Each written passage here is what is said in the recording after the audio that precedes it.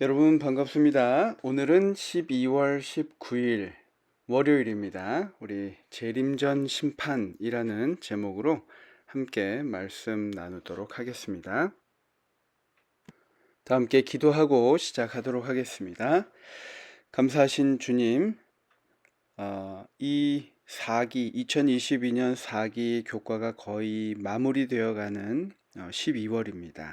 죽음 그리고 미래의 소망에 관하여 우리가 한 기 동안 배우게 되었습니다. 정말 주님께서 이 땅에 오시는 사건이, 또 우리가 죽는 그 사건이 슬픔으로 끝나는 것이 아니라 정말 이 교과에서 가르치고자 하는 것처럼 그것이 우리에게 기쁨이 될 수 있는 그런 삶과 또 우리의 신앙이 될 수 있도록 주님 인도하여 주옵기를 예수님의 이름으로 간절히 기도합니다. 아멘.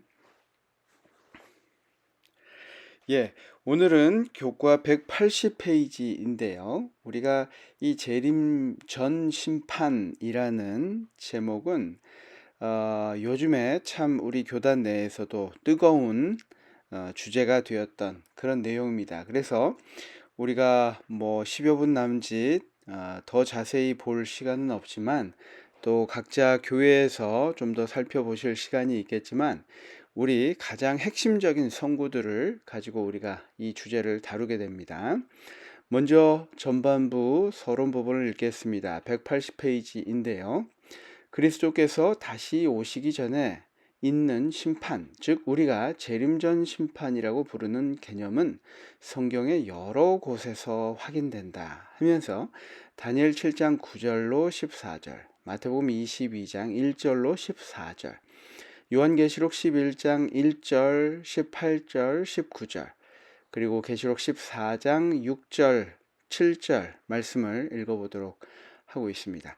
여러분 가능하시면 이 장과 절들을 잠깐 멈추시고 다 한번 읽고 다시 돌아오시는 것을 추천드립니다. 이 말씀들을 읽어보면 이 구절들은 하늘 법정에서 있을 재림전 조사 심판에 대해 무엇이라고 말하고 있으며 그것을 이해하는 것이 중요한 이유가 무엇인가 라고 이제 질문을 하는데요. 우리가 사실 재림 신앙을 하면서 또 예수님께서 다시 오시는 그 사실을 기억하고 그것을 따르는 우리조차도 사실 재림전 심판에 대해서 이야기는 많이 들었지만 정확한 개념을 갖고 있지 않는 경우가 많이 있습니다. 그래서 특별히 이것이 정말 성경에서 이야기하고 있는 그런 단계인가, 재림 또 구원 심판의 단계인가 라는 것을 우리가 잘 알기 위해서 방금 말씀드린 그 성경 구절 우리가 다시 한번 좀 읽고 오셨으면 좋겠습니다. 그 말씀을 제가 좀 이따 이제 좀 같이 읽는 시간이 있긴 하겠지만 전체적으로 개인적으로 좀 여유를 갖고 읽어볼 시간이 필요해서 제가 잠깐 멈추시고 듣는 것을 추천드린 것입니다. 제가 그 다음 내용을 좀 보도록 하겠습니다. 하나님의 백성들에 대한 재림전 조사 심판이라는 개념은 세 가지 기본적인 성경의 가르침에 기초하고 있는데, 첫 번째는 모든 의인이건 악인이건 모든 죽은 자들은 마지막 부활의 때까지 무덤에서 잠들어 있다는 전제입니다. 기초입니다. 두 번째는 모든 인간은 심판을 받는다라는 전제입니다. 이것도 고린도후서 5장 10절, 계시록 20장 11절 13절 말씀에 근거해서 그렇습니다. 세 번째, 첫째 부활은 의인들을 위한 축복의 상급이 될 것이며 둘째 부활은 악인들을 위한 영원한 죽음이 될 것이다. 첫째 부활과 둘째 부활에 대해서 계시록에 대해서 아주 잘 설명하고 있습니다. 그래서 우리가 이 말씀들을 들어서 아는 것보다 내가 이 말씀들을 직접 하나하나 확인하는 것이 중요합니다. 그래서 여러분들이 여기 특별히 월요일 주제 재림전 심판에 관한 성경 장절은 직접 찾아보시고 확인하시고 내가 이런 말씀을 내가 만약에 듣게 될 때에 이렇게 설명할 수 있겠다라고 이렇게 직접 성경을 찾아보시는 것을 추천드립니다. 이렇게 세 가지 전제 조건을 가지고 우리가 조사 심판에 대해서 이해를 하고 있는데요.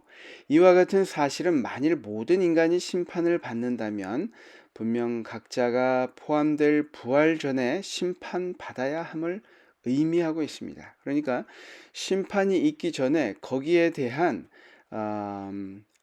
리뷰가 필요하다는 거죠. 그 전에 부활에 참여할 자신이 합당한지 상급을 받을 자격이 있는지 확인하는 단계가 필요하다는 것입니다. 특별히 다니엘서를 중심으로 보면은 2300주야가 끝나고 1844년 하늘 성소가 정결함을 입고 그리고 재림 전에 조사 심판이 시작될 것을 이야기하고 있습니다. 이 말씀들은 다니엘 8장 14절 또 7장 9절로부터 14절에 있는 말씀입니다. 이 두 구절은 표현이 다를 뿐 같은 사건을 가리키고 있고 심판은 지극히 높으신 이의 성도들을 위한 것이다 라고 이야기하고 있습니다. 성도들을 위한, 어제도 우리가 이 말씀이 나왔지만 그 성도들을 신원하기 위해서 있는 것이 바로 이 심판이다 라고 하는 것이죠. 그래서 그것은 하나님의 백성들에게는 좋은 소식이다. 이 심판이 좋은 소식인 이유가 바로 이러한 과정이 있기 때문입니다. 그리고 마태복음 22장 1절로 14절의 말씀처럼 예수님께서 혼인잔치에 실제 시작되기 전에 혼인식에 참여할 하객들을 조사하는 것에 대해서도 말씀을 하셨습니다. 그래서 이 마태복음의 말씀도 우리가 이것은 조사 심판, 재림전 심판에 대해서 이야기하고 있음을 우리가 성경에서 볼 수 있습니다. 그리고 계시록에서는 재림전 조사 심판이 하나님의 성전과 제단과 그 안에서 경배하는 자들을 측량하는 일, 그리고 심판의 시간이 이르렀다는 외침과 연결된다라고 이야기를 하고 있는데요. 제가 화면을 이렇게 따로 보여드릴 수는 없지만 제가 성경 장절을 가지고 연결해서 좀 말씀을 드리고자 합니다. 먼저 처음에 우리가 교과에서 나왔던 성경은 재림 전의 심판의 개념, 재림 전 심판이 있다는 그 개념을 주고 있는데 첫 번째 마태복음 22장 11절로 13절 말씀을 보면 임금이 손님들을 보러 들어올새 거기서 예복을 입지 않은 한 사람을 보고 이르되 그 손발을 묶어 바깥 어두운데 내 던지라 하니라. 이 혼인잔치의 비유가 이 예복심사가 재림 전 심판으로 우리에게 이해될 수 있습니다. 그 다음에 또 어떤 말씀이 있죠? 요한계시록 11장 1절 말씀인데요. 하나님의 성전과 제단과 그 안에서 경배하는 자들을 측량하되 이 경배하는 자들을 측량하는 이 장면도 우리가 재림 전의 심판을 떠올리게 하는 장면입니다. 요한계시록 11장 18절을 말씀에 주의 이름을 경외하는 자들에게 상 주시며 또 땅을 망하게 하는 자들을 멸망시킬 때로소이다 하더라. 이 말씀과 계시록 14장 7절 말씀을 이어서 보면 그의 심판의 시간이 이르렀음이니 하늘과 땅과 바다와 물들의 근원을 만드신 이를 경배하라 하더라. 그 심판이 이르렀을 때에 재림 전에 이 심판에 대해서 이야기하고 있는 성경절들입니다. 특별히 우리가 이 재림전 심판에 대해서는 다니엘서 7장 9절로 14절에 있는 말씀이 굉장히 요긴한 말씀인데요. 7장 10절입니다. 제가 이 개인적으로 먼저 읽고 보시는 게 좋겠다 한 것이 이렇게 제가 읽어 드리고 하지만 개인적으로 이것들을 하나하나 보는 것과는 분명히 다릅니다. 그래서 반드시 여러분 이 성경절들을 직접 찾아서 줄을 그으시고 또 확인을 하시는 시간을 반드시 가지셨으면 좋겠습니다. 다니엘서 말씀 다시 되돌아오면요.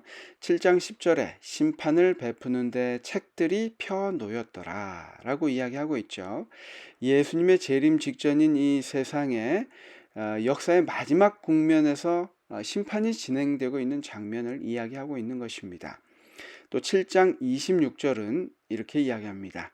심판이 시작되면 그는이라고 한 이 작은 뿔은 권세를 빼앗기고 완전히 멸망할 것이요 라고 이야기합니다. 그 시기에 대해서 지금 이야기하고 있는 것이죠. 7장 27절입니다. 나라와 권세와 온 천하 나라들의 위세가 지극히 높으신 이의 거룩한 백성에게 붙임 바 되리니 라고 이야기하고 있죠. 이 다니엘의 예언을 해석할 때에 다니엘 7장 25절에 이 작은 뿔의 세력이 활동하던 한때와 두때 반때가 지나간 시기, 그렇죠? 또 다니엘 8장 14절에서 하늘 성소가 정결함을 입고 난 후 그 시점을 이야기하죠. 그 다음 7장 13절에 있는 것처럼 예수께서 재림하시기 전에 시작되는 그 심판, 이 세 가지 성경절이 공이 이야기하고 있는 그 시점이 바로 우리가 이야기하고 있는 재림전 심판이라는 것을 우리가 알 수 있습니다. 이 성경절들이 그래서 굉장히 중요하겠죠. 저와 여러분이 이 부분을 정확히 좀 체크해 놓으셨으면 좋겠습니다. 각 시대 대정투에도 이렇게 이야기하고 있습니다. 심판 때에 기록한 책들을 펼치면 예수님을 믿은 모든 사람들의 생애가 하나님 앞에 나타난다.